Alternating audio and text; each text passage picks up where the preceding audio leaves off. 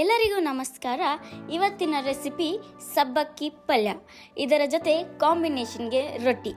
ಬನ್ನಿ ಇದನ್ನು ಹೇಗೆ ಮಾಡೋದು ಅಂತ ನೋಡೋಣ. ಒಂದು ಕಡಾಯಿಯಲ್ಲಿ ಎಣ್ಣೆ, ಸಾಸಿವೆ, ಜೀರಿಗೆ, ಈರುಳ್ಳಿಯನ್ನು ಹಾಕಿ ಚೆನ್ನಾಗಿ ಫ್ರೈ ಮಾಡಿಕೊಳ್ಳಿ.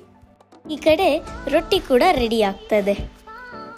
ಈರುಳ್ಳಿ ಫ್ರೈ ಆದ ನಂತರ ಅದಕ್ಕೆ ಸ್ವಲ್ಪ ಕರಿಬೇವು ಮತ್ತು ಟೊಮೆಟೊವನ್ನು ಹಾಕಿ ಫ್ರೈ ಆದ ನಂತರ ತೊಳೆದಿರುವ ಸಬ್ಬಕ್ಕಿ ಸೊಪ್ಪನ್ನು ಹಾಕಿ ಚೆನ್ನಾಗಿ ಫ್ರೈ ಮಾಡಿ ಅದಕ್ಕೆ ರುಚಿಗೆ ತಕ್ಕಷ್ಟು ಉಪ್ಪು ಮತ್ತು ಅರಿಶಿಣ ಹಾಕಿ ಬೇಯಿಸಿಕೊಳ್ಳಿ. ಅದಕ್ಕೀಗ ಹಸಿ ಖಾರ ಮತ್ತು ಬೇಯಿಸಿರುವ ಕಡಲೆಬೇಳೆಯನ್ನು ಹಾಕಿ ಮಿಕ್ಸ್ ಮಾಡಿಕೊಳ್ಳಿ. ನಂತರ ಅದಕ್ಕೀಗ ಕಡಲೆ ಬೀಜದ ಪುಡಿಯನ್ನು ಹಾಕಿ ಸಣ್ಣ ಉರಿಯಲ್ಲಿ ಇಟ್ಟು ಅದನ್ನು ಕಲಿಸಿಕೊಳ್ಳಿರಿ.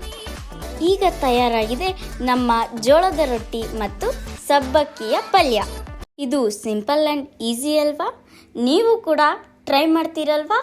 ಇದನ್ನು ಕಮೆಂಟ್ ಬಾಕ್ಸಲ್ಲಿ ತಿಳಿಸಿ.